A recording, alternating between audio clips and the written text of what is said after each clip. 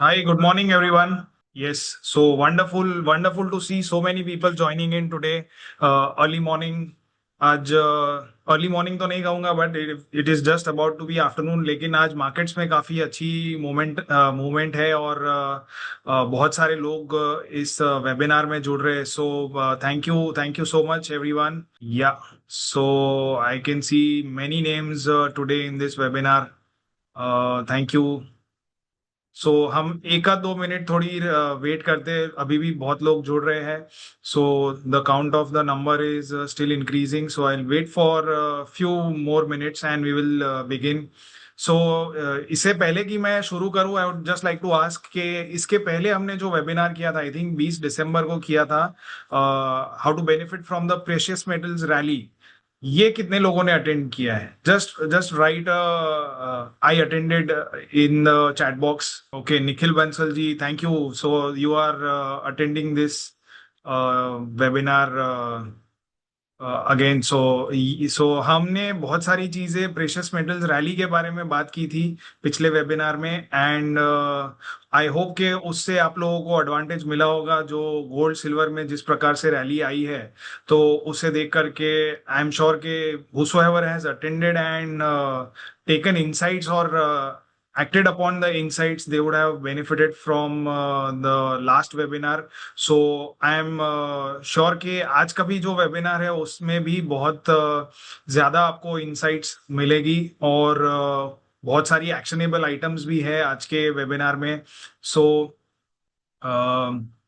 Nikhil ji, thank you. You have written, yes, I love the session, so thanks a lot. And you have also switched into gold and silver, so that nothing better than that. So thanks a lot, Nikhil ji, and congratulations to you for making the right decision. So yeah, still people are joining in. So हम शुरू करते हैं अभी. I think हम हमारी जो शुरुआत की जो 5 मिनट है, वो हम थोड़ा एक रिकैप ले लेंगे हमने पिछले वेबिनार में क्या किया था, and why that is also important to what we are discussing now. So yeah. So before I just close the chat window, I'd just like to tell you कि हम जो भी questions है वो अंत में लेंगे. So please be around till the end of the webinar. I think ये 1 घंटा चलेगा ही. और तो please be around till the end and you would also get an opportunity to ask questions. तो मैं बीच में एक आध बार एक बार चैट विंडो देख लूंगा. And if there are questions, then we will take it in the middle. Otherwise, we will take it in the end. Hopefully, or probably we'll take it in the end, ताकि एक flow बना रहे. So let's begin now. Still, people are joining, so that's good. Before we begin, standard research analyst disclaimer. कि हम जो भी यहाँ पे डिस्कस कर रहे हैं, this is purely from educational perspective. हम आपको ये बताना चाहते हैं कि जो भी आप डिसीजन ले, ये अपने फाइनेंशियल एडवाइजर को कांटेक्ट करके, उनसे संपर्क करके जरूर लीजिए. या so what are the things that we are going to talk about today. तो आज के एजेंडा में हम ये देखेंगे कि why you must believe in what we are saying. what gives us that authority to tell you कि आपको ये गोल्ड में इन्वेस्ट करना चाहिए या सिल्वर में करना चाहिए या कहीं पे नहीं करना चाहिए. Obviously we are SEBI registered research analyst, so that is definitely there, but apart from that there are few things that we would like to tell you. इसके अलावा why gold and silver are rallying now, and the most important part of the today's webinar is कि commodity super cycle 2026. तो commodity super cycle क्या है और इसमें आपको क्या किन चीजों पे ध्यान रखना चाहिए या क्यों ये कमोडिटी सुपर साइकिल चल रही है. And there is a very important topic which is 7 stages of a nation's collapse and how this is connected to the commodity super cycle. इसके ऊपर भी हम बात करेंगे. There is a very interesting video also which I would like to show you in this particular section. फिर मैं 7 charts आपको बताने वाला हूँ जहाँ पे हम commodity super cycle क्यों आ रही है और कैसे इसमें there is a visual proof of why there is a commodity super cycle right now going on, and finally we will also see liquidity flows in the commodities, and last but the most important of all, the 3 routes to benefit from the commodity super cycle. तो ETFs, stocks, mutual funds, ये तीनों ही root से आप ये commodity super cycle में benefit ले सकते हो. तो ये वाला जो सेक्शन है ये सबसे ज्यादा एक्शनेबल आइटम रहने वाली है. So please be patient and stay on till the end.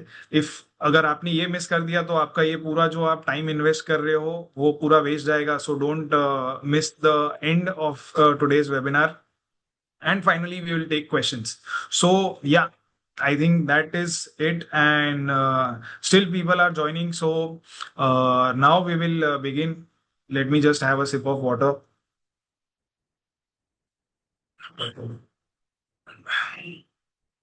Okay, so let's start. So हम शुरुआत करते हैं कि what gives us the authority to tell you के कमोडिटी में सुपर साइकिल आ रही है या क्यों आ रही है. सो फर्स्ट थिंग्स फर्स्ट, हमने ये 2023 से कहना चालू किया था कि गोल्ड और सिल्वर प्राइस, तो गोल्ड में मेरा जो व्यू रहेगा, आउटलुक रहेगा for the year 2024 will be कि गोल्ड में 65,600 के आसपास का लेवल है एक, एंड दूसरा है 75,700 का levels. Gold has given a very strong breakout. Chances are के we might see gold outperforming equities. Gold is something that one should keep an eye on. And if you are thinking कि gold अभी और कितना ऊपर जाएगा, so picture अभी बाकी है मेरे दोस्त. गोल्ड जितनी भी करेंसीज, बड़ी बड़ी करेंसीज है, उन सब में it is trading at an all time high, and chances are के we might see even higher levels. So don't sell if you are holding gold. In fact every dip is a buying opportunity. This is something that we have been talking regularly. Gold should be in your portfolio no matter what. Gold in general भी एक uptrend में है, तो gold should also do well. So इसके अलावा gold will outperform equities. तो अगर market underperform करता है तो gold will तो ये पूरा वीडियो मैं नहीं दिखाऊंगा. We will talk about the main thing which is about commodities and what else is going to move up. Silver ने 2011 में $50 का, ये हमने सिल्वर के बारे में जो बातें कही थी हमारे मंथली मार्केट्स आउटलुक में, ये उसका एक ग्लिम्स है छोटा सा. 4.46 लेवल्स. तो it is still more than 50% below its all-time highs. Similarly, अगर गोल्ड चलता है तो सिल्वर भी पीछे नहीं रहेगा. एंड सिल्वर, जो सिल्वर का ये इंटरनेशनल सिल्वर का चार्ट है, इसमें हम काफी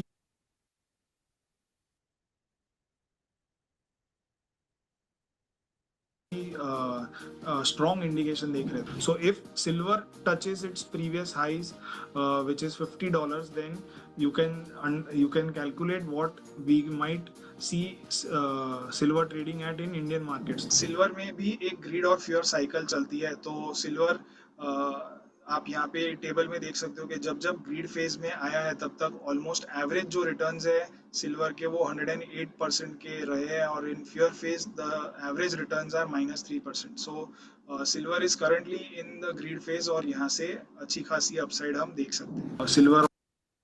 तो दैट वाज ऑल अबाउट कि हमने क्या व्यूज दिए हैं गोल्ड सिल्वर में. और जब कोई नहीं बात कर रहा था तब हमने दिसंबर 2023 से गोल्ड में बात करना चालू किया, और अप्रैल 2024 से सिल्वर में we were talking about silver and regularly following up our views on gold and silver in our monthly markets insight call. तो हमारी YouTube चैनल पे मंथली मार्केट्स इनसाइट कॉल की पूरी एक प्लेलिस्ट है, वहां पे आप हमारे पास्ट वीडियोस देख सकते हो.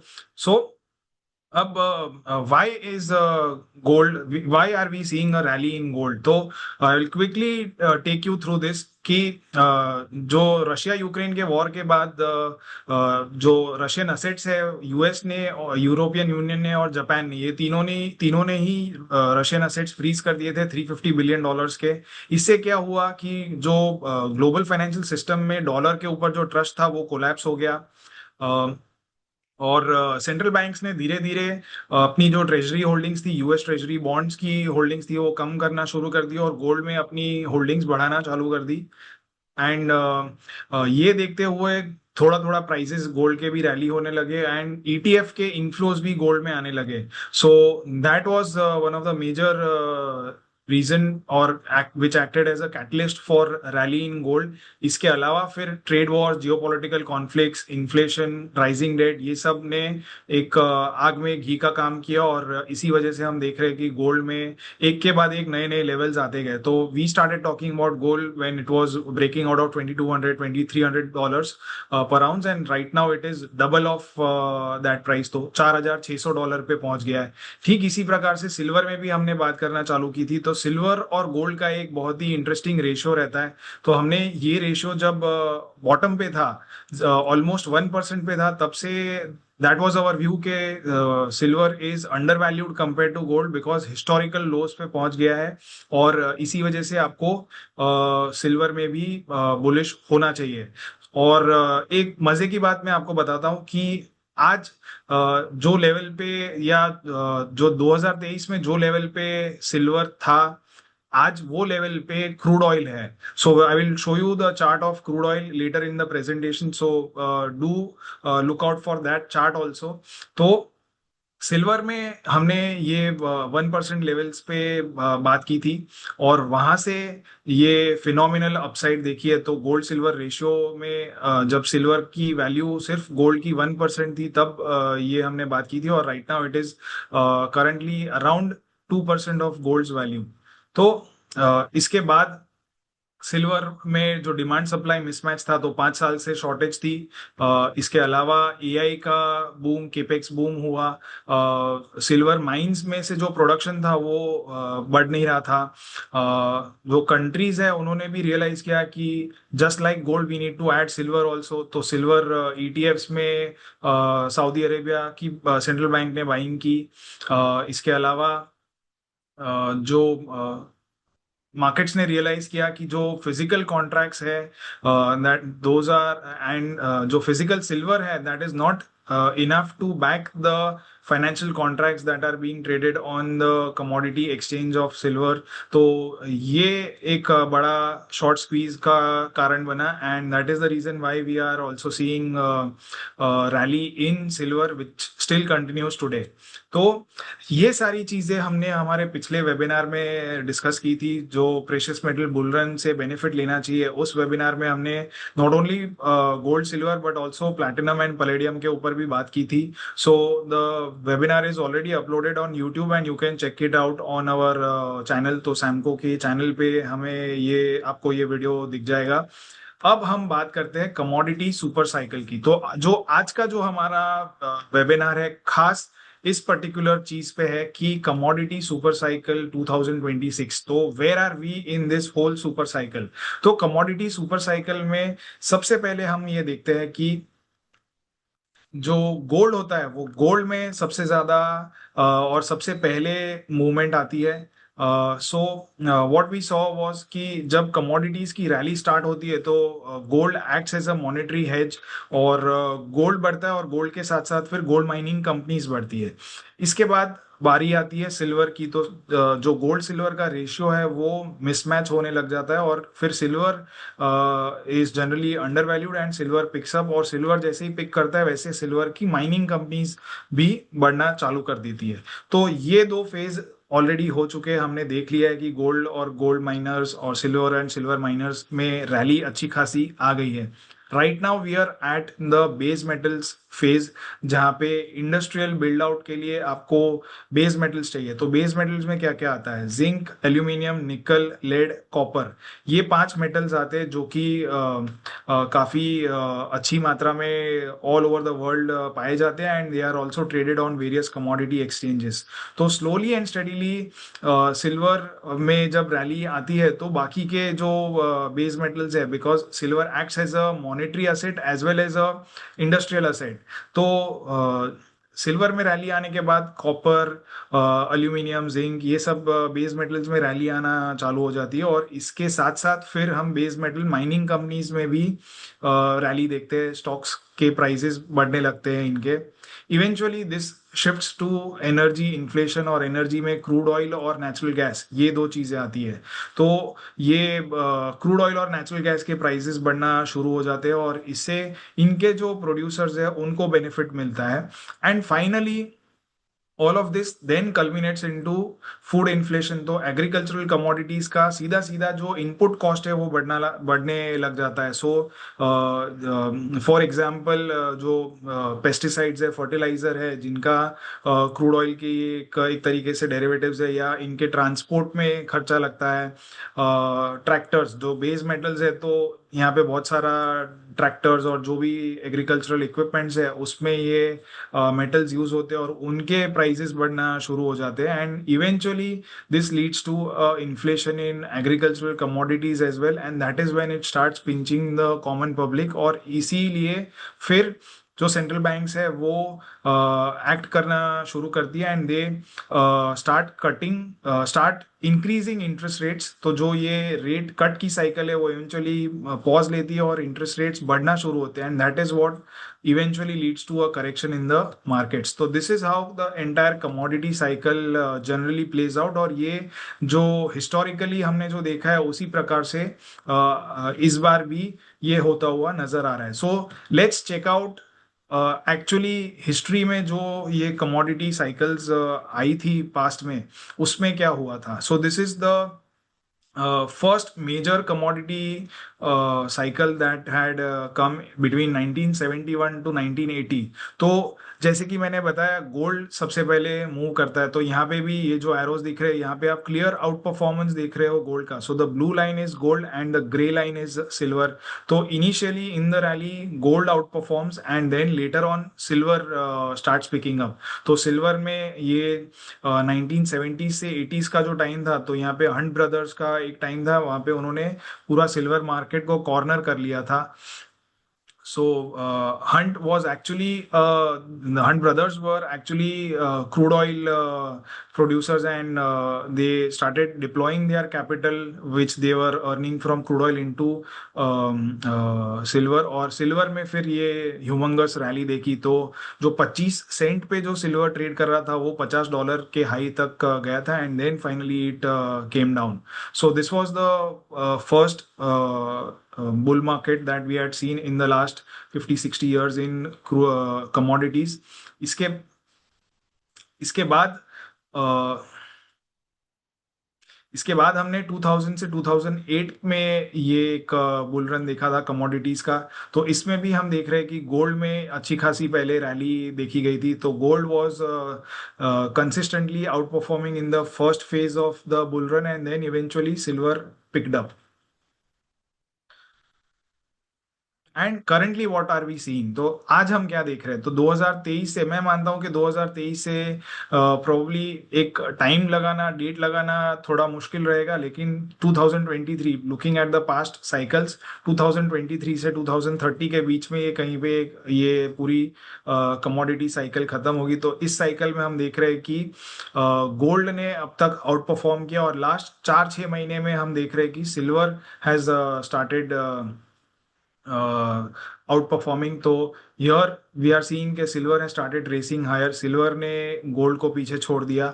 और जो बाकी की ये येलो में जो लाइन है, दिस इज फॉर कॉपर। तो कॉपर के रिटर्न्स पॉजिटिव है और क्रूड ऑयल के नेगेटिव है। So copper and crude oil are lagging behind, which is where copper is the benchmark, या एक तरीके से leader amongst the base metals. तो base metals are just picking up and crude oil is still lagging behind. तो जो हमारी thesis है कि गोल्ड सिल्वर की रैली के बाद बेस मेटल्स और क्रूड में रैली आएगी, वो हम होता हुआ भी देख रहे हैं एक हद तक। सो अभी ये रैली हम क्यों देख रहे हैं? So this brings us to the question, why are we in this commodity super cycle? हम ये रैली क्यों देख रहे हैं? Why is this rally happening? And इसका सीधा सीधा आंसर है कि the US empire is collapsing, so and it needs natural resources to protect itself, to save itself from the eventual collapse. तो ये जो यूएस एम्पायर का कोलैप्स है वो क्यों है, उसके ऊपर हम बात करते हैं। सो there is a well documented way in which a nation rises and collapses. तो राइजिंग वाले जो स्टेज है उस पे हम फिलहाल फोकस नहीं करते। We focus on the declining phase. और ये डिक्लाइनिंग फेज में सारे nations, it is like almost like a cyclical pattern के हमेशा ये हम ऐसा ही बार बार होता हुआ देखते हैं। तो in the past Spain, Russia, and currently we are seeing US. So all these three countries are going through a similar cycle. So सबसे पहले क्या होता है कि कोई नेशन बहुत ज़्यादा पावरफुल होता है तो वो मिलिट्रली ओवर रीच हो जाता है, एक्सटेंड करता है अपने आप को। तो अमेरिका के भी बहुत सारे बेसिस अलग अलग कंट्रीज वगैरह में हैं। फिर उसके बाद करेंसी डिबेसमेंट होती है, तो 1971 में हमने करेंसी डिबेसमेंट होते हुए देखी थी। फिर डेट स्पाइरल आता है, प्रोडक्टिविटी कम होती है, सोशल डीके होता है, and finally they lose the currency reserve currency status and there is a total collapse. तो इसको समझने के लिए एक बहुत ही इंटरेस्टिंग वीडियो है, आई will show you that video. The United States is following the exact same pattern stage by stage. Let me show you how. Stage 1, the military overextension. The United States has over 750 military bases in 80 countries. It has troops in 150 countries. It is committed to defending Europe through NATO, defending Japan, South Korea, the Philippines, fighting in the Middle East, countering China, countering Russia. Its military budget is $850 billion annually, more than the next 10 countries combined. But the equipment is aging, recruitment is down, and USA has commitments it cannot fulfill. If China invades Taiwan, if Russia pushes into NATO territory, if Iran closes the Persian Gulf, it cannot respond to all of it simultaneously. USA is overextended, just like Spain, just like Britain, just like the USSR. Stage 2, the currency debasement. In 1971, Nixon closed the gold window. The dollar became pure fiat currency. Since 2000, the money supply has increased 400%. Since 2020, USA has printed over $6 trillion. The dollar has lost 98% of its purchasing power since 1971. USA is not mixing copper into silver coins, it is just printing unlimited paper. The mechanism is different, but the result is the same. Stage 3, the debt spiral. The United States owes $36 trillion, and that's 120% of the GDP. Interest payments alone are approaching $1 trillion per year. It is spending more on interest than on defense. The economy runs deficits every year, $1.8 trillion in 2024 in a growing economy. During peacetime, it borrows to pay interest on previous borrowing. That's the definition of a debt spiral. Spain defaulted 4 times. Britain borrowed until it collapsed. The USSR ran out of money. America is on the same path. Stage 4, the loss of productive capacity. America doesn't make things anymore. It designs, finance, and consumes, but don't produce. Its manufacturing base has been gutted, shipped to China, Mexico, and Vietnam. USA imports $800 billion more than it exports annually. It is dependent on foreign supply chains for everything: medicine, electronics, steel, even military components. Just like Spain became dependent on imports while the silver flowed out, USA is dependent on imports while dollars flow out. Stage 5, social decay. Trust in institutions is at all-time lows. Crime is rising. Homelessness is exploding. Drug overdoses kills 100,000 Americans annually. The best and brightest are leaving or checking out. Fertility rates are collapsing. Political dysfunction is totally battle. We Americans can't agree on anything, can't fix anything, can't build anything. The signs of decay are everywhere, but everyone pretends it's fine. It's not fine. We're on stage 5 of 7. The Soviet Union made it to stage 5 before complete collapse. So did Britain. Spain lasted longer, but the pattern is the same. We're not at the end yet, but we're deep into the sequence. Stage 6 is loss of reserve currency status. That's when allies start diversifying, when trade moves to other currencies, when the dollar comes flooding back home because no one needs to hold it anymore, and we're seeing early signs. BRICS nations are developing alternatives. Central banks are buying gold, China and Russia are trading in yuan and rubles. Saudi Arabia is accepting yuan for oil. The cracks are forming. Stage 7 is total collapse, not gradual decline, sudden implosion. The Soviet Union went from superpower to non-existent in 900 days. Britain lost the empire in 20 years. Spain took longer, but the result was the same. When the reserve currency fails, when the debt becomes impossible, when the military can't be funded, it doesn't decline gracefully. It collapses quickly, brutally. And everyone who thought it couldn't happen here learns the same lesson every empire learns. It can, and it does. 3 empires followed this pattern: Spain, Britain, the USSR. Each believed they were exceptional. Each believed they were different. Each believed the rules didn't apply to them. Well, they were wrong every single time. The pattern doesn't care about exceptionalism. The pattern is mathematical. You cannot spend beyond your means forever. You cannot maintain empire without productive capacity. You cannot debase your currency without consequences. You cannot avoid stage 6 and 7 once you've completed 1 through 5. The sequence is locked in. The only question is timing. Maybe America has 10 years, maybe 5 or maybe less. But the pattern says that the collapse is coming. And when it comes, it won't be slow. It'll be तो मैं बता रहा था कि this is the 7th stage collapse through which US goes through, और जब जब ये 7th स्टेज में जब कोलैप्स आ रहा होता है तो फाइनली द जो एम्पायर होती है, जो कंट्री होती है, वो किस चीज का सहारा लेती है? वो सहारा लेती है नेचुरल रिसोर्सेज का। और ये सारी चीजें अगर आपको समझनी है तो ये 2 बुक्स है जो बहुत ही अच्छे तरीके से ये पूरी साइकिल को डॉक्यूमेंट करती है, कवर करती है। So the fourth turning which is by William Strauss and Neil Howe, and the changing world order which is by Ray Dalio. Ray Dalio is the founder of Bridgewater Associates which is the largest hedge fund in the world. तो इन दोनों ने बहुत ही अच्छी ये 2 किताबें लिखी है जहाँ पे ये पूरा साइकिल डॉक्यूमेंट हुआ है अच्छे से कंट्रीज के बारे में। और ये पूरी जो लास्ट हमारी 500-600 साल की हिस्ट्री है उसमें ये बहुत बार देखा गया है कि जब जब कंट्रीज ऐसे डिक्लाइन फेज में आती है तो generally there are wars, and ये जो सर्कल्स देख रहे हो, ये सुपर पावर्स जब इमर्ज होते तो यहाँ पे ब्रिटेन का इमर्जेंस हुआ तो it fought Wars with France, same with Netherlands, and same with again with in the Second World War जब United States ऊपर आ रहा था तो वापस से there were wars, and right now we are in a phase where China is coming up very fast and US is going through a declining phase। और इस decline से बचने के लिए US को चाहिए resources, तो US is way behind compared to China। तो हर एक जो मेजर मेट्रिक है उसमें चाइना आगे। तो चाइना के पास इंडस्ट्रियल रोबोट्स लगभग 20 लाख के करीब है, यूएस के पास सिर्फ 40,000 है। So there is a difference of 5 times. Cars के मामले में भी चाइना आगे है, ईवीज के मामले में चाइना आगे है, ईवी चार्जिंग स्टेशंस के मामले में चाइना बहुत ही ज्यादा आगे है।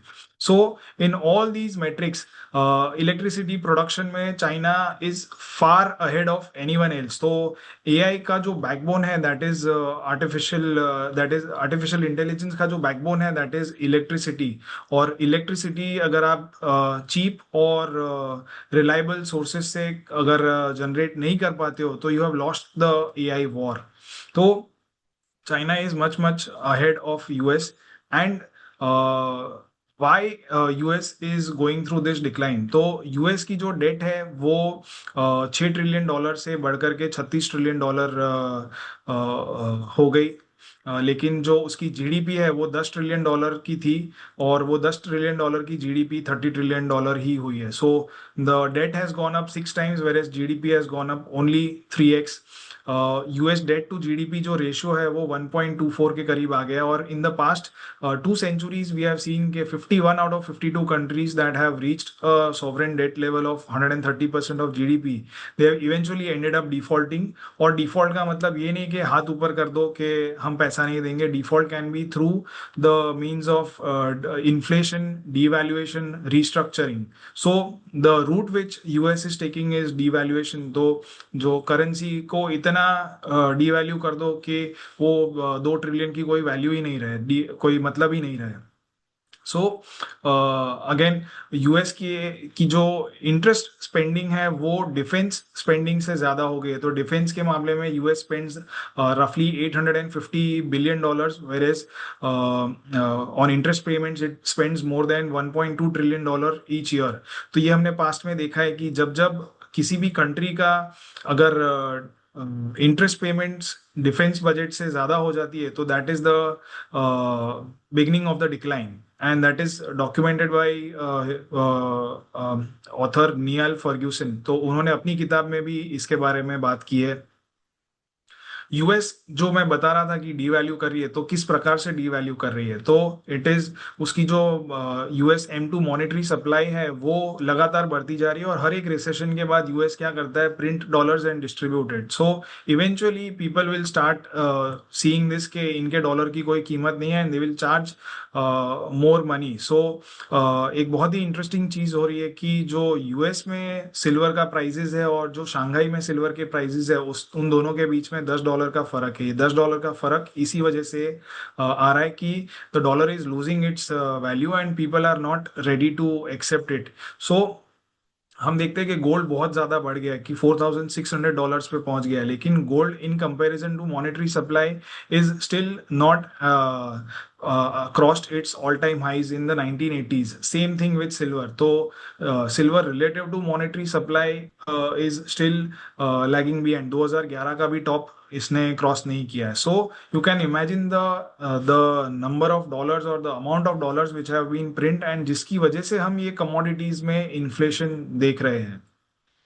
So this is one big call that I would make. This will eventually lead to higher inflation. तो जैसे हमने 1970s से 80s के बीच में डबल स्पाइक इन्फ्लेशन देखा था, 2 बार फेड को लगा कि ये हमने इन्फ्लेशन को कंट्रोल में कर लिया, and then it came down and then again it shot up. तो इन्फ्लेशन यूएस में इन्फ्लेशन 15% के करीब का था, और इसको कंट्रोल करने के लिए पॉल वॉलकर ने 20% का इंटरेस्ट रेट कर दिया था. सो you can imagine what would be the situation at that point of time. अगर आज के जो क्रेडिट कार्ड डेट होल्डर्स और जो बाकी इतने सारे लोन लेकर के बैठे हैं, उनको अगर 15-20% का रेट पे इंटरेस्ट चुकाना पड़े तो उनके लिए बहुत प्रॉब्लम हो जाएगी, और अगर उनके लिए प्रॉब्लम होगी तो यूएस गवर्नमेंट या पॉलिटिशियंस को प्रॉब्लम होगी. और इसीलिए हमने रिसेंटली देखा था कि प्रेसिडेंट ट्रंप ने ये बात कही थी कि क्रेडिट कार्ड जो डेट है उस पे हम 10% पे कैप लगा देना चाहते हैं.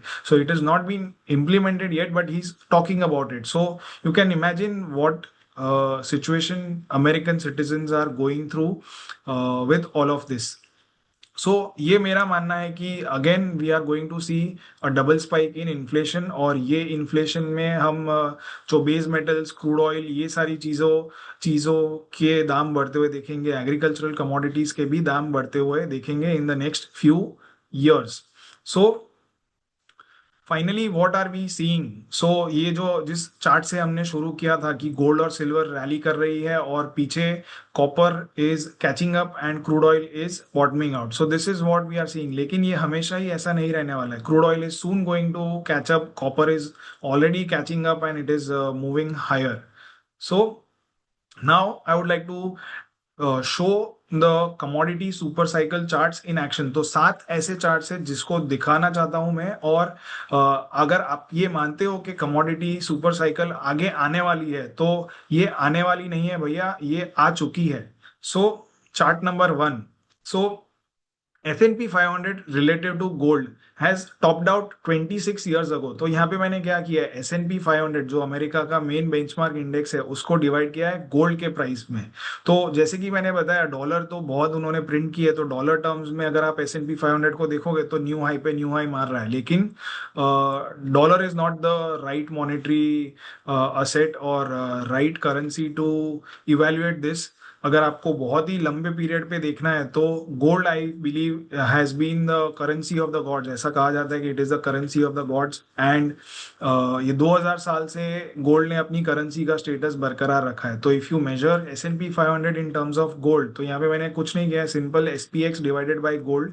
आप ये ट्रेडिंग व्यू पर बड़ी इजीली कर सकते हो और आपको ये चार्ट मिलेगा। सो S&P 500 in gold terms has topped out 26 years ago. तो जनवरी 2000 में जो टॉप बनाया था उसको आज तक क्रॉस नहीं कर पाया है। So anyone who switched out of gold and invested in S&P 500 is losing currently।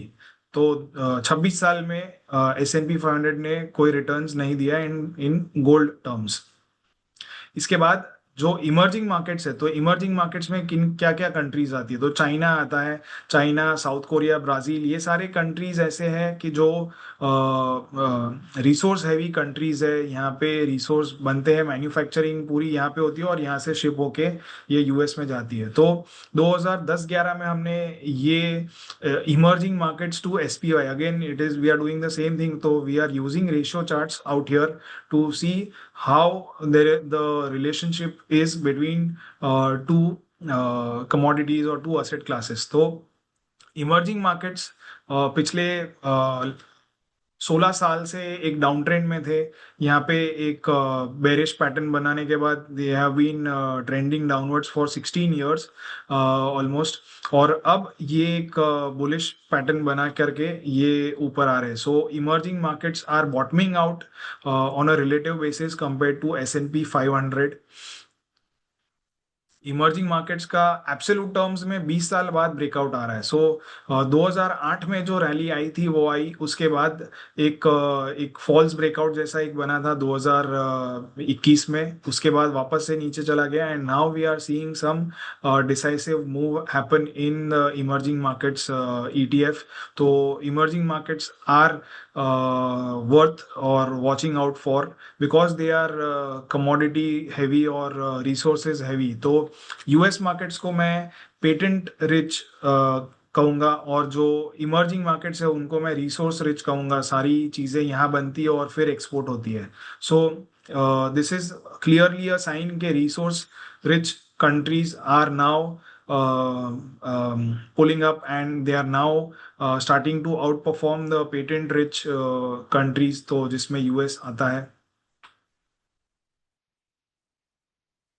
Sectors which are needed to rebuild US are booming. तो कौन से ऐसे सेक्टर्स आते हैं, तो बेसिक मटेरियल्स, जहाँ पे आपके जितने भी मेटल्स और रिसोर्सेज, फॉरेस्ट रिसोर्सेज, तो US में लंबर यानी कि लकड़ा बहुत यूज होता है। तो ये सारे सेक्टर्स का एक, ये सारी इंडस्ट्रीज का एक सेक्टर है S&P बेसिक मटेरियल सेक्टर। तो यहाँ पे मैंने इन तीनों सेक्टर्स को ऐड किया है, S&P basic materials, energy and industrials. तो these are the three sectors which are required to rebuild US। तो अगर US को चाइना के साथ compete करना है तो it has to develop it's infrastructure, develop it's resources, और ये पूरा sector.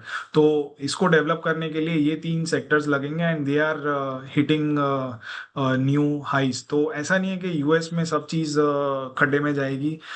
If tech is probably going to underperform, then something else will outperform, and what will that something else be? It is the basic materials, energy and industrial sector। So this is something that you should look out not only in US but also in India।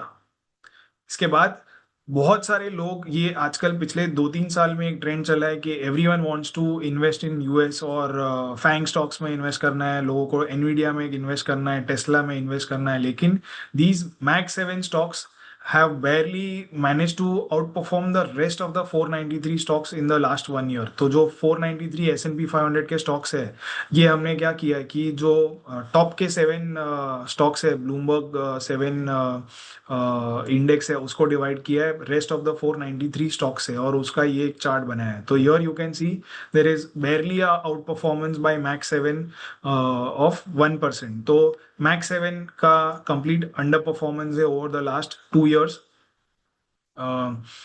इसके अलावा crude oil which is our next main thesis. तो metals में तो rally आ ही रही है, लेकिन साथ में क्रूड ऑयल में भी एक जंप आ रहा है. तो here what we have done is the S&P energy index divided by S&P 500. तो this particular index is in a down trend since 2008. तो 2008 में जो टॉप बना वो बना, उसके बाद हमने बहुत कोई खास रैली नहीं देखी है. तो this is the chart that I was speaking of, कि जो जगह पे सिल्वर था आज से 1 साल 1.5 साल पहले, अप्रैल 2024 में जिस जगह पे था, उसी जगह पे आज क्रूड ऑयल है. तो crude oil in terms of S&P 500 is at its all time lows. S&P energy index, जहाँ पे ये क्रूड ऑयल और गैस के जो प्रोड्यूसर्स है, उनके शेयर प्राइस को डिवाइड किया है S&P 500 से, even they are at an all time close to an all time low and now seems to be breaking out. तो यहाँ पे एक अच्छा खासा बॉटम बन रहा हो ऐसा लग रहा है. सो क्रूड ऑयल मैं नहीं समझता कि जो $55 का लो है वो तोड़ेगा. इंडिया में भी जो 4800 5000 के आसपास का लेवल है, that is a good support level for crude now. And last but not the least, सबसे इम्पॉर्टेंट जो आग में घी का काम करता है वो है लिक्विडिटी और इंटरेस्ट रेट्स. तो ग्लोबल सेंट्रल बैंक्स हम देख रहे हैं कि दे आर अबाउट और they are already on the path of cutting interest rates. तो लगभग 35 जितनी सेंट्रल बैंक्स ने ग्लोबली इंटरेस्ट रेट्स कम किए हैं. सो ये रेड लाइन जो है वो चार्ट है कि जहाँ पे net number of central banks which are cutting rates. और this is a forward indicator of what could happen in the commodities basket. तो जैसे रेट हाइक्स होती है, वैसे कमोडिटीज में भी रैली आती है. So between 2014 and 16 there was an exception, जहाँ पे चाइना बहुत ज़्यादा सप्लाई कर रहा था, एक सप्लाई ग्लट थी, और उसकी वजह से हमने रैली बहुत ज़्यादा नहीं देखी. लेकिन otherwise whenever central banks are cutting rates, that acts as a fuel to fire for commodities. तो commodities में rally आती है. So these are the 7 charts which will tell you कि commodities are going through a super cycle and they are rallying higher. So इसके अलावा बहुत important चीज एक और आती है, वो है सिर्फ प्राइस एक्शन नहीं, सिर्फ भाव नहीं, लेकिन लिक्विडिटी भी किस तरफ जा रही है. तो लिक्विडिटी में हम क्या देखते हैं कि वर्ल्ड का जो स्टॉक मार्केट कैपिटलाइजेशन है वो $134 ट्रिलियन का है. सारी स्टॉक एक्सचेंजेस को मिला लेंगे तो इंडिया का लगभग $5 ट्रिलियन का मार्केट कैप है, यूएस का $64 ट्रिलियन का मार्केट कैप है, और यूएस के जो ETFs है उनका $13.5 ट्रिलियन का मार्केट कैप है. सो roughly 20% of US total market cap is into ETFs. और ये ETFs में क्या हो रहा है? So ETFs का जो AUM है, उस AUM का 10.61 trillion is invested into equity schemes और equity based assets. 2.27 ट्रिलियन का जो AUM है वो फिक्स्ड इनकम में है, एंड ओनली 0.64 ट्रिलियन यानी कि $641 बिलियन का AUM is into commodities, currency, asset allocation, बाकी जितने भी क्रिप्टोज, ये सारा AUM सिर्फ $641 बिलियन का है, और ये ऑल्टरनेट असेट्स में.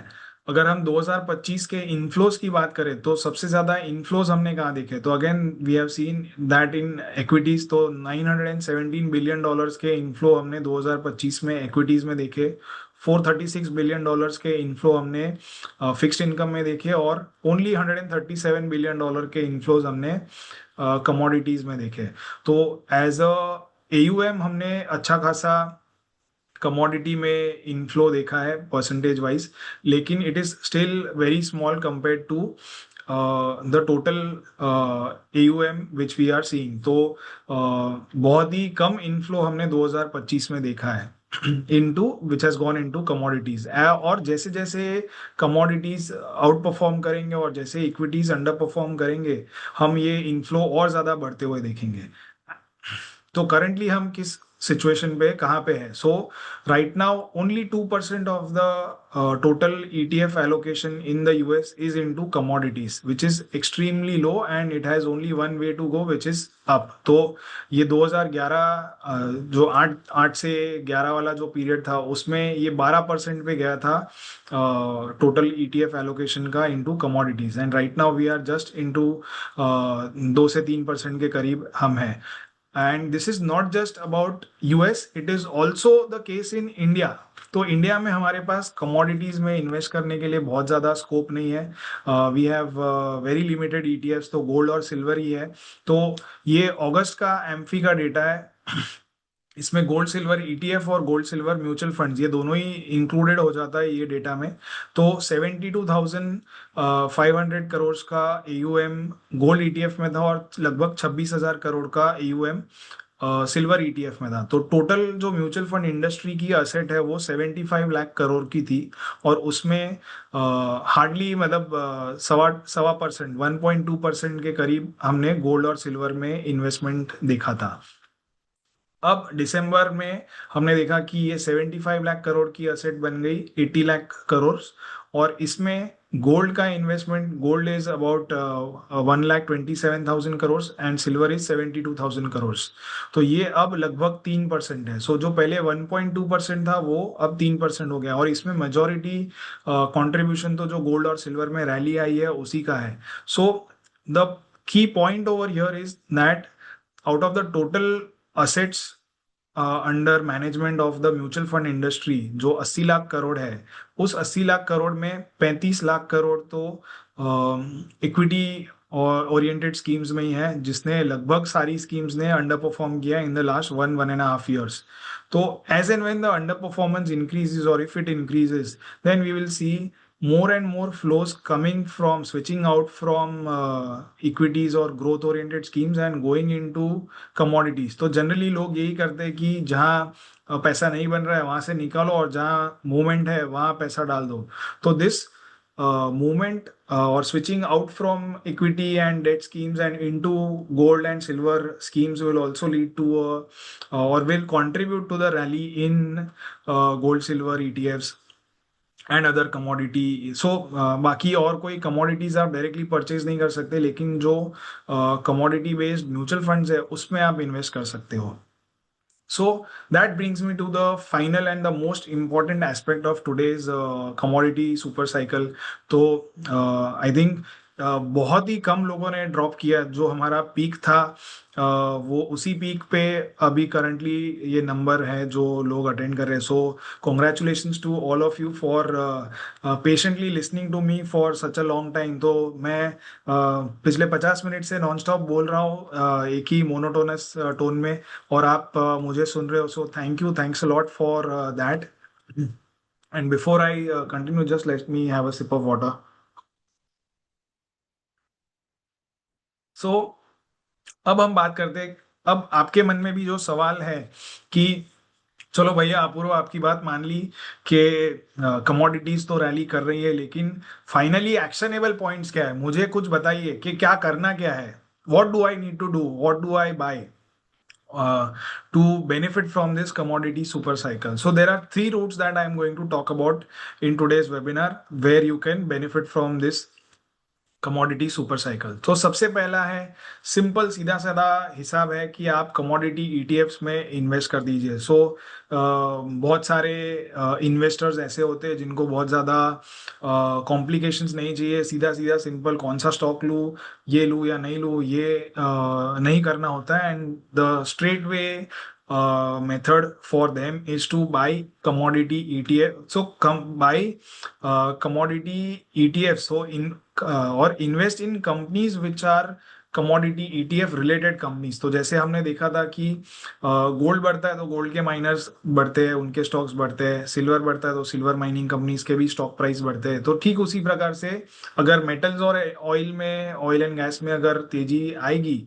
तो उसके जो प्रोड्यूसर्स है उनको भी बेनिफिट मिलेगा। तो if you want to play the commodity super cycle theme, and if you want to benefit from the rally in base metals and oil and gas, तो उसके ये दो ETFs मैंने आपके लिए शॉर्टलिस्ट किए. तो metal I ETF which is run by ICICI Prudential AMC, and oil I ETF is also run by ICICI AMC. तो ये दो जो ETFs है, इनमें आप इन्वेस्ट कर सकते हो. These ETFs are tracking Nifty metal index and Nifty oil and gas index. तो people who want to keep it simple can simply buy these two ETFs. इसके अलावा जो दूसरी चीज हमने की है वो है, we have shortlisted a few stocks which one can buy. तो ICICI oil I ETF, ICICI metal ETF तो है ही. इसके अलावा there are 8 stocks that we have shortlisted, तो जिनमें आप इन्वेस्ट कर सकते हो. So this is just a dummy basket that we have created. We have invested equal quantities into each of these stocks. तो कोल इंडिया जो India की सबसे लार्जेस्ट कोल मैन्युफैक्चरिंग कंपनी है, PSU company, Navratna company, good dividend yield company, और it is also in our stocks to buy for long term category. जो हमारी एक Samco app पे जो हमने अलग अलग कैटेगरीज बनाई है, उसमें ये ऑलरेडी एक रिकमेंडेड स्टॉक है. ONGC is also a recommended stock. So सबसे बेस्ट बात ONGC की जो है कि ONGC is a PSU oil explorer है, which also has a subsidiary called Oil India Limited. और ONGC का जो प्राइस टू बुक मल्टीपल है that is 0.8. तो it is trading at a very cheap valuation. Debt बहुत ज़्यादा नहीं है, debt is still heavy but it is not extremely overboard. जो खास मजे की बात है कि प्रमोटर होल्डिंग जो है, यानी गवर्नमेंट होल्डिंग बहुत ज़्यादा है. एंड जो फ्री फ्लोट मार्केट कैप है, जो फ्री फ्लोटिंग स्टॉक्स है, दिस इज जस्ट 4%. तो पब्लिक के हाथ में सिर्फ 4% स्टॉक है ONGC का. That is one very important aspect of ONGC. ठीक इसी प्रकार से Petronet LNG is the leader in LNG gas distribution in India. SAIL is one of the leaders in steel manufacturing. Sandur Manganese, Jindal Stainless, Jindal Saw, NMDC, all these are various metal companies which are important and play a important role in infrastructure building. तो एक ये हमने commodity का basket बनाया है, equal allocation to all commodity related stocks, and this is how the basket looks. So this is something that you can keep it in your watch list and decide upon it in consultation with your financial advisor or relationship manager at Samco. This is the performance vis-a-vis Nifty. तो commodity super cycle की जो ये basket है 10 stocks की, उनके सामने उसने Nifty के सामने कैसे परफॉर्म किया है. And so we are seeing कि हमने बास्केट जब 30 दिसंबर को बना करके ऐप पे में भी हमने ये बास्केट डाली है. तो as you log in on the app, आप अगर ऑर्डर सेक्शन में जाओगे तो आपको ऑर्डर्स में बास्केट्स में ये ऑलरेडी बनाई हुई एक ये मिलेगी, ये बास्केट मिलेगी जहाँ पे ऑलरेडी ये 10 स्टॉक्स प्रीफिल्ड मिलेंगे and you can choose depending on your own liking.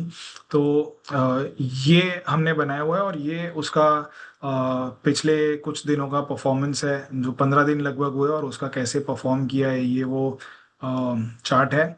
And finally for people who want to go with actively manage mutual fund, तो उनके लिए एक ये हमने शॉर्टलिस्ट किया है DSP natural resources and new energy fund. It has been in the market since a very long time. So लगभग 10-15 साल पुराना ये फंड है. और फंड का जो पोर्टफोलियो है ये भी काफ़ी इंटरेस्टिंग है. It is unlike any other scheme in the similar category. तो DSP NRNE फंड का जो बास्केट है या जो पोर्टफोलियो है, तो डोमेस्टिक पोर्टफोलियो या डोमेस्टिक स्टॉक्स में लगभग 82% दे आर इन्वेस्टेड. सो जो लीडर्स है उसमें Jindal Steel, Tata Steel, ONGC, Hindustan Zinc, Nalco, Hindalco. So this is a pure play metal and energy या oil and gas portfolio.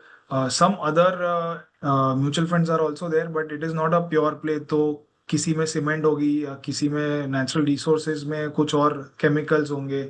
So we want to play the purest form of the theme, which is metals and oil and gas. तो this is suitable for from that perspective.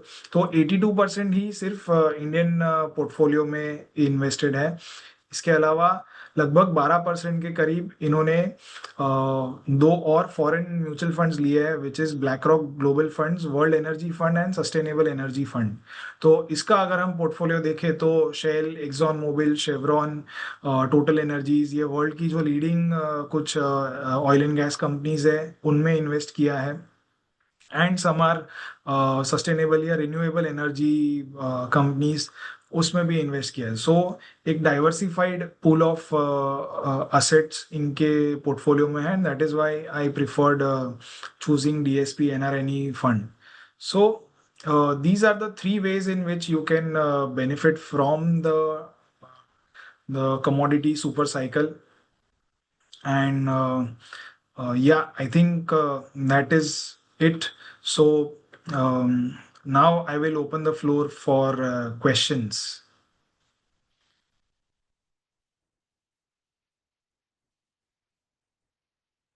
So it's good के and तक बहुत सारे लोग जुड़े रहे थे.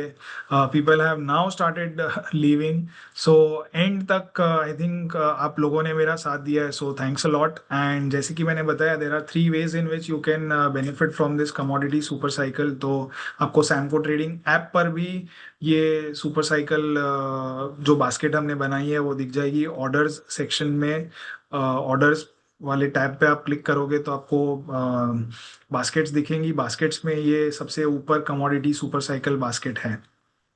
So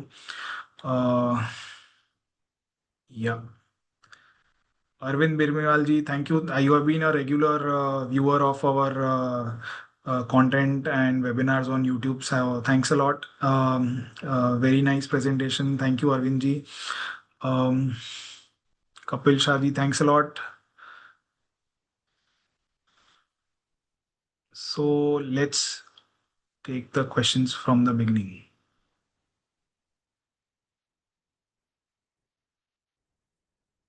okay, so सबसे पहला और आई थिंक सबसे इम्पोर्टेंट एक यहाँ पे क्वेश्चन आया है. सर, आपने टेलीग्राम चैनल पर ट्रेड देना क्यों बंद कर दिया है? सो मनीष जी, टेलीग्राम चैनल पे हमने ट्रेड्स डालने इसके लिए बंद कर दिया क्योंकि इनिशियली जो हमारा ऐप था वो एंड टू एंड पूरी जर्नी में साथ नहीं देता था.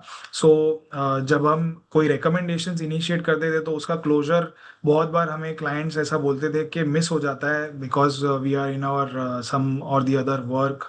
तो ये ध्यान नहीं दे पाते. तो इसीलिए हमने जो हमारा नया ऐप बनाया है वो ये सब चीज़ों को ध्यान में रखते हुए बनाया है. तो in the new app, whenever you are acting on our recommendation, if you have purchased through the recommendation orders, जो कैटेगरी पेजेस हमने बनाए, और अगर उस पर आपने क्लिक करके स्टॉक बाय किया है तो आपको जो आपका डैशबोर्ड है वहीं पे उसके सारे अपडेट्स मिलते रहेंगे. So you will never miss any update about a recommendation that you have acted upon. तो ये अभी एक सीमलेस फ्लो हो गया है right from entry till exit. So हमने सोचा कि अब ये लोगों को टेलीग्राम ग्रुप्स पे से हटा करके सीधे हमारे ऐप्स पे ही हम ये दे दे. तो इसमें बहुत सारा डुप्लीकेशन ऑफ एफर्ट लग रहा था और बहुत सारी बार हमें लोग ये कहते भी थे कि जो रिकमेंडेशंस है वो हमें लेट आती है because we were also trying to juggle at 2 और 3 प्लेटफॉर्म्स. तो पहले हम सैमको ट्रेडिंग ऐप पर रिकमेंडेशंस डाले और फिर टेलीग्राम पे भी डाले, व्हाट्सएप पे भी डाले. So we have stopped all those things and we have now started pushing recommendations on the Samco app only. तो आप अगर सैमको ऐप अगर आपके मोबाइल में डाउनलोडेड है तो you will not miss any updates, and I would recommend people to download the Samco app and trade through the recommendations that we are giving you to through the app. So I guess I have answered your question. Um, so Nikhil Bansal ji, cup and handle pattern in silver तो break होए काफी time हो गया है। एक के बाद एक कप एंड हैंडल पैटर्न्स बनती जा रही है, and the rally is continuing. तो लास्ट जो हमने एक कंसोलिडेशन देखा था वो लगभग 2,22,000 से 254 के बीच में था, और वो बहुत जल्दी, मेरी एक्सपेक्टेशन से ज़्यादा जल्दी से ये ब्रेकआउट आ गया है। So until and unless 2,54 or 2,50,000 level is held upon, the uh, short to medium term trend in silver is bullish. So that is the latest view in silver. We have also published the our latest view, ये charts वगैरह के साथ हमने silver का view discover section में publish किया है। तो if you are owning any of the major silver ETFs, तो सिल्वर बीज अगर आपके पोर्टफोलियो में है, और just type in silver bees and you would be able to see all that we have communicated about silver over the last 2.5 years। तो आप इसमें भी देख सकते हैं।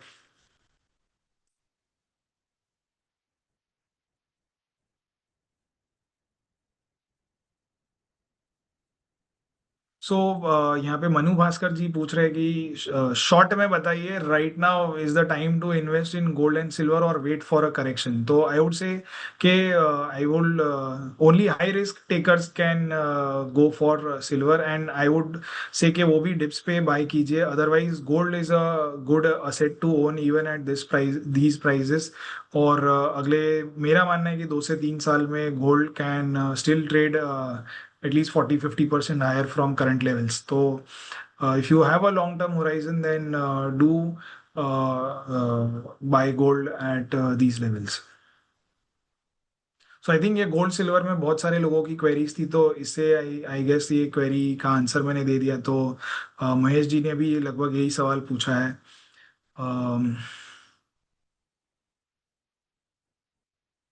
सो निखिल जी ने कहा है कि can you please share the names. तो जो can you please share the names of the global funds. तो just give me a minute. तो जो ग्लोबल फंड्स है वो डीएसपी खुद ही डायरेक्टली ओन कर रहा है। तो आपको एज सच नाम जान के कुछ खास जरूरत नहीं है। If you are investing in DSP NR any fund, then you can you will automatically own these mutual funds, and indirectly you will own all these stocks। तो जो फंड का नाम है वो BlackRock global funds world energy fund है, and BlackRock global funds sustainable energy fund है। These are the top 10 stocks in each of these mutual funds that DSP NRNE fund is owning.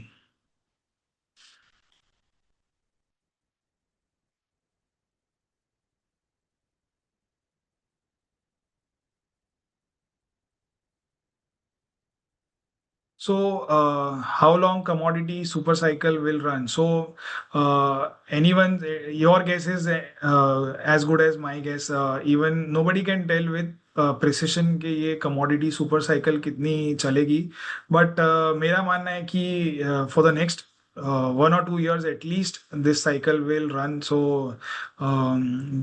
there will be intermediate corrections, और बहुत सारा doubts भी आएगा कि whether the commodities will keep on moving higher और not. So जिस तरीके से सिल्वर में रैली आई है, उस प्रकार से सिल्वर में करेक्शंस भी आने ही वाले हैं।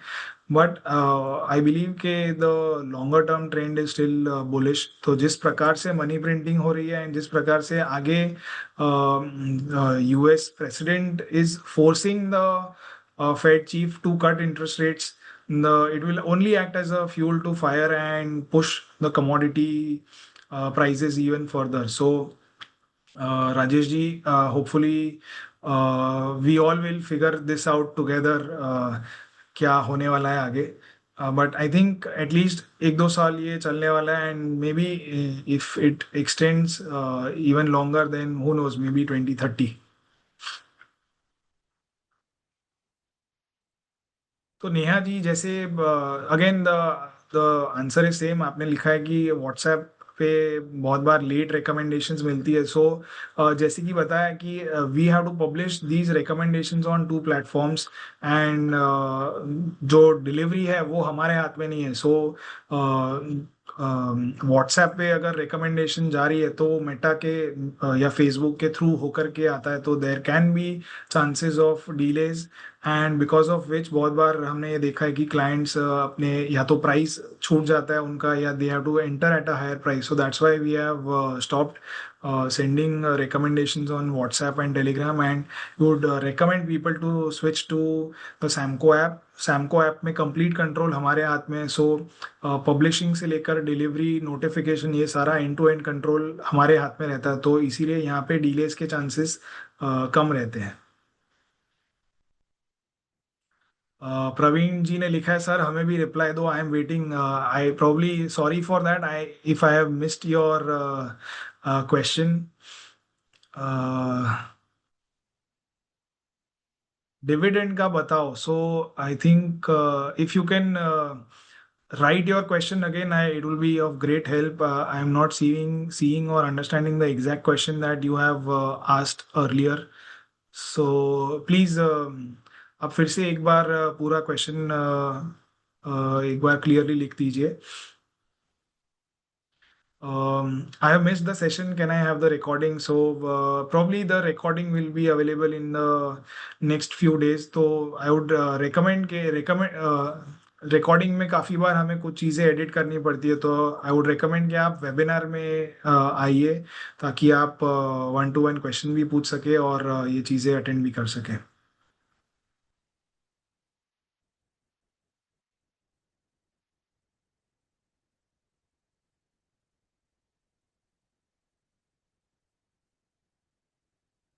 सो बास्केट के स्टॉक्स में जो डिविडेंड मिलता है वो आपको कैसे मिलता है? So basically it is just कि हमने एक वॉच लिस्ट बना दी है बास्केट, तो आपके ही डीमैट अकाउंट में आप वो सारे इंडिविजुअल स्टॉक्स ओन करते हो, तो जब जब वो कंपनी डिविडेंड देगी आपके ही अकाउंट में वो सीधा सीधा डिविडेंड क्रेडिट होगा. So it is like any other stock you own, और जैसे बाकी कोई स्टॉक में डिविडेंड आपको मिलता है वैसे ही इसमें भी आपको मिलेगा. So we have just created a simple basket, ताकि आपको इंडिविजुअली एक एक स्टॉक ढूंढना ना पड़े, आप इनमें से ही स्टॉक्स आप ले सको.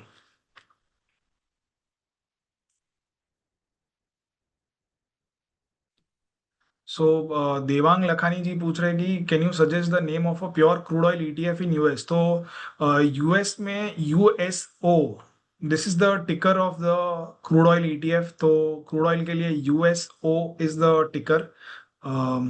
You can note it down. USO. This is the ticker, and you can check it out.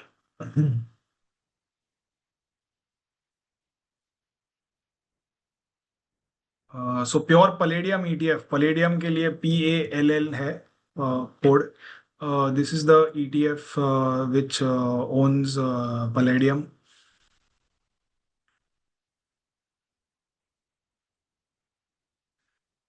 Sandeep Jain ji लिख रहे, thank you for the wonderful insights on commodity markets. Thanks a lot.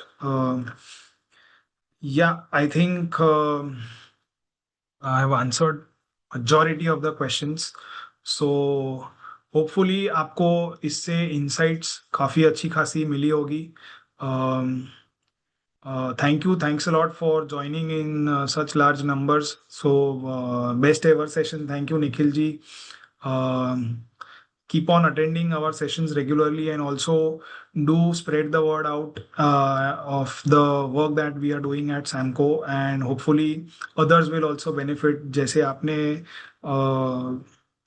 Gold silver में हमारे views से benefit लिया है, वैसे आपके friends और रिलेटिव्स भी बेनिफिट ले सके.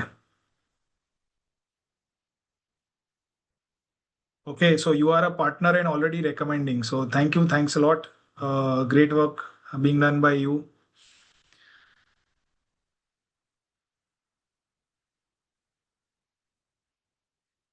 So very interesting question.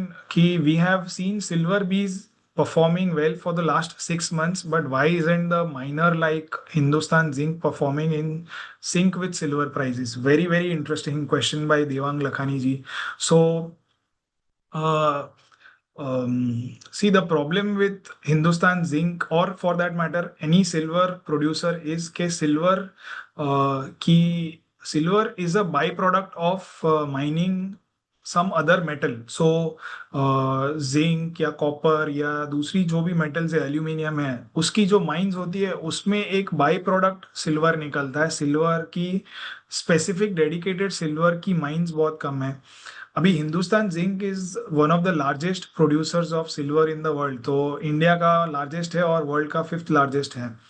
तो हिंदुस्तान जिंक के लिए खैर ये हिंदुस्तान जिंक के लिए भी जो मेजर रेवेन्यू आता है वो जिंक से ही आता है. Silver is a smaller portion compare to zinc, although silver के प्राइसेस बढ़ने की वजह से उसमें भी हम रैली देख रहे हैं, but it is not a pure play silver producer like other natural resource mining companies or silver mining companies which are listed in the US. तो हिंदुस्तान जिंक वैसा प्योर प्ले नहीं है. और बीच में उन्होंने सिल्वर को हेज किया था. So when silver prices were shooting higher, तो they had hedged silver at a price of about $35 or so, I think, if my memory serves me right. तो उन्होंने, उनकी भी ऐसी एक्सपेक्टेशन नहीं थी कि सिल्वर में इस प्रकार से रैली आएगी. तो I think it was in the last quarterly season के यहाँ पे हिंदुस्तान जिंक ने कहीं पे ये एक मेंशन किया था, वी हैड हेज्ड सिल्वर. तो उसकी वजह से भी आई गेस के उनकी पीएनएल में उतना सीधा सीधा एडवांटेज नहीं मिल रहा है सिल्वर प्राइसेस के रैली होने का. But I am not sure whether how long और कितना उन्होंने हेज किया था उसका.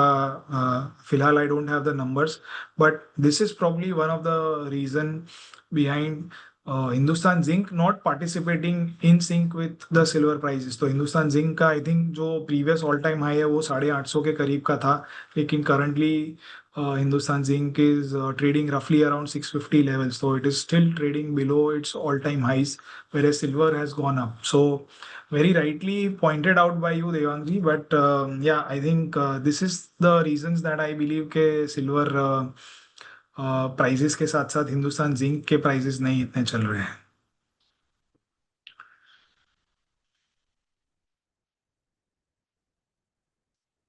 So you have been following me through since Equity Master days. So thanks a lot for being one of my followers for such a long time. And you have been you have been holding silver since $21. Wow. So congratulations to you, Devang ji. You are minting money. So yeah, I think that is it. तो काफ़ी लंबा चला है ये webinar, और I hope कि आपको इससे बहुत सारी इंसाइट्स मिली होगी. सो thanks a lot for attending this webinar during live market hours. And या, that's it. Thanks a lot, and see you all again next time. Bye-bye. Investments in securities market are subject to market risks. Read all the related documents carefully before investing.